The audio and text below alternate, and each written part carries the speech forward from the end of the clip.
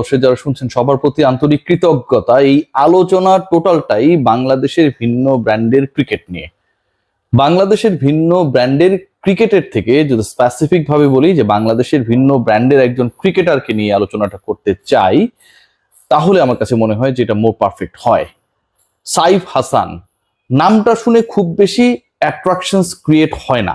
সাইফ হাসান অনেক আগে থেকেই শুনছি, বিভিন্ন সময় ন্যাশনাল টিমে খেলেছে, এসেছে গিয়েছে, কিন্তু এই মুহূর্তের এই ব্যাটার গত 5 থেকে 7টা ম্যাচে খেলা এই ব্যাটার যেভাবে নিজেকে নতুন ভাবে মেলে ধরেছেন, যেভাবে ছক্কা মারাকে নিজের সবচেয়ে সহজতম কাজে পরিণত করেছেন, যেভাবে গত 5 ম্যাচের মধ্যে 3টা টি20তে, মানে you are playing T20 crickets, এবং সেই টি20 ক্রিকেটে ইউ আর গেটিং অনলি 20 ওভার্স।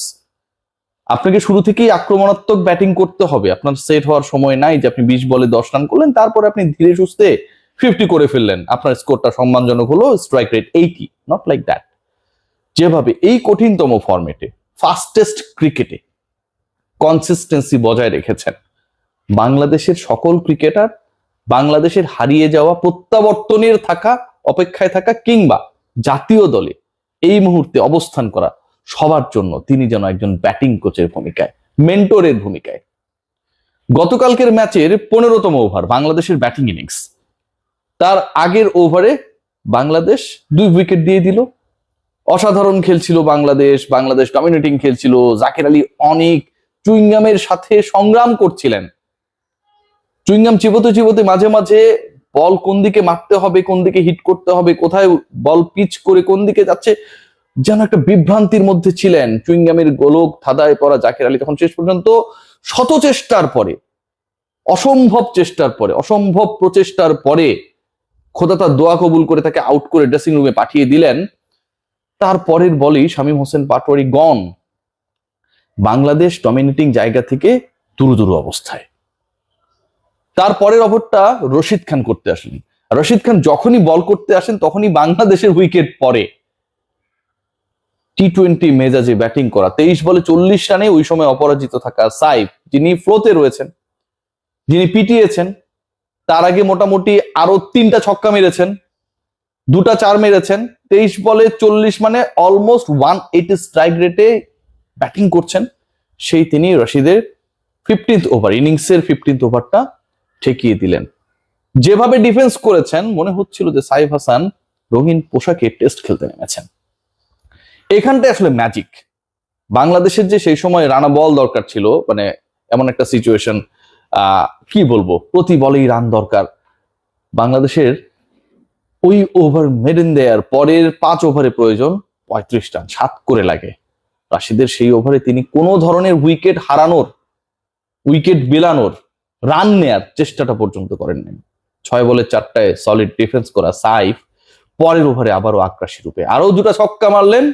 47 থেকে 53তে যখন পৌঁছালেন, মিড উইকেটের উপর দিয়ে ওই বিশাল ছক্কা মেরে 95 মিটার্স বুঝিয়ে দিয়েছেন যে কখন আসলে কোন মেজাজে খেলতে হয়। টি20ও মাঝে মাঝে এত গুরুত্বপূর্ণ হয়ে ওঠে মোমেন্টাম শিফটিং এর কারণে, যে you have to play like a test cricketer.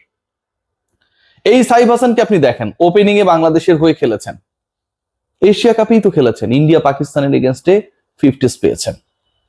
এর আগে সাইফের পজিশনটা হলো নাম্বার 4, যে নাম্বার 4 নিয়ে নানা ধরনের আলোচনা, নানা ধরনের বিতর্ক, আপনারা সবাই জানেন। নাম্বার 4 সাইফ নাম্বার 4এও নিজেকে প্রমাণ করলেন। প্রায় 200 স্ট্রাইক রেটে নেদারল্যান্ডসের বিপক্ষে তার প্রত্যাবর্তন। সেই সাইফকে আবার নামিয়ে আনা হলো নাম্বার 3তে। পুরো সিরিজে, সবশেষ সিরিজে আফগানিস্তানকে ধবল ধোলাই, হোয়াইট ওয়াশ, বাংলা ওয়াশ করা সিরিজে তার ব্যাটিং অর্ডার নাম্বার 3। সেই নাম্বার 3তে আবারও তিনি প্রমাণ করে দিলেন যে তিনি আসলে অন্য ধাঁচের ক্রিকেটার।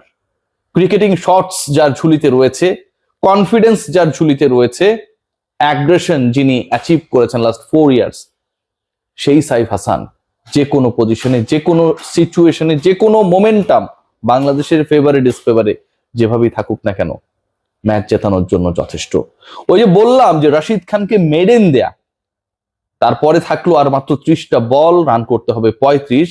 সেই সাইফ পরবর্তী সময় এতটা অ্যাগ্রেসিভ হলেন যে বাংলাদেশ 2 ওভার বাকি থাকতেই ম্যাচ জিতে গেল। মানে 35 বাংলাদেশ তুলেছে পরে 3 ওভারে।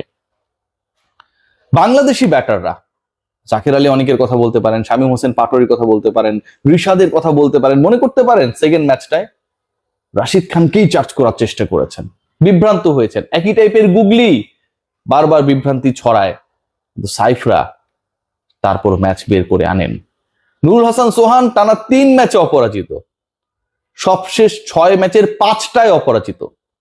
এই ডিসকাশন, এই আলোচনাগুলো হবে না, হয় না। বাংলাদেশের ক্রিকেটে কিছু কিছু ক্যারেক্টার এই মুহূর্তে আবির্ভূত হয়েছে, যেই ক্রিকেটাররাই আলটিমেটলি ম্যাচ উইনার, যেই ক্রিকেটাররাই বাংলাদেশকে ম্যাচ জেতান।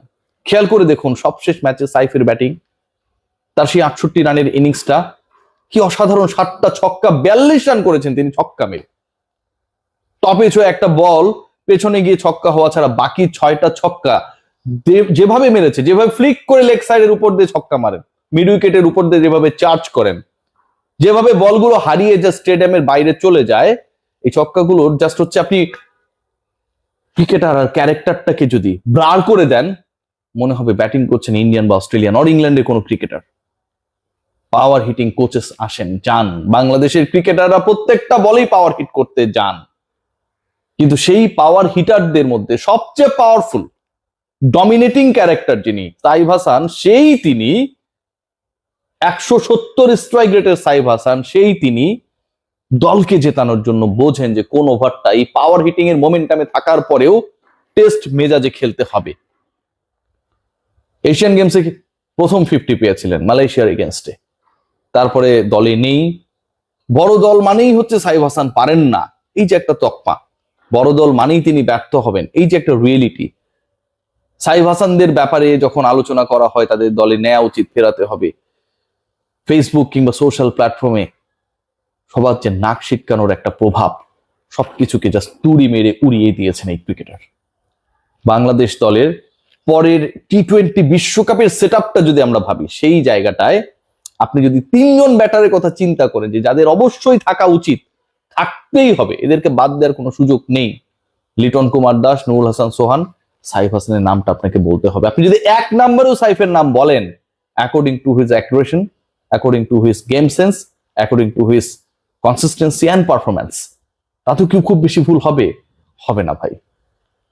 সাইফকে দেখে আমি কেন বললাম যে সাইফকে হওয়া উচিত বাংলাদেশ দলের এখন ব্যাটিং কোচ, শেখা উচিত। কেন? কারণ টি-20 মানেই প্রত্যেকটা বলে আপনি ছক্কা মারবেন তা না।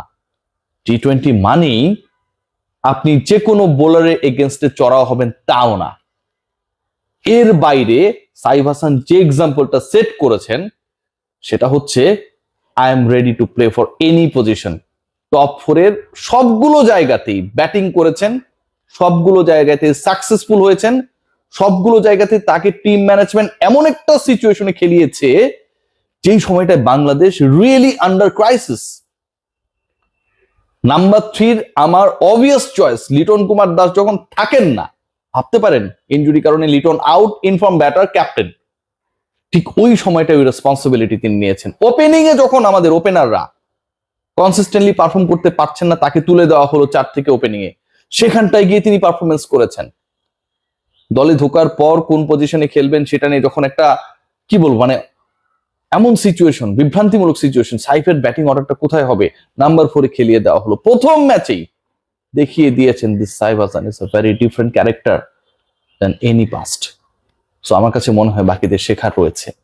একজন ক্রিকেটার 4 বছর পর জাতীয় দলে কামব্যাক করার পর যেভাবে নিজেকে চিনিয়েছেন, স্টাবলিশড করেছেন, পারফর্ম করেছেন, জয়ের বড় ভূমিকা রেখেছেন, অন্যরা যারা 3-4টা জিরো মেরে একটা ইনিংস ভালো খেলে থিতু হন, মনে করেন যে না আমার কাজটা আমি করে ফেলেছি, তাদের একটু হলেও তো সেই বোধ শক্তির উদয় হওয়া দরকার নাকি?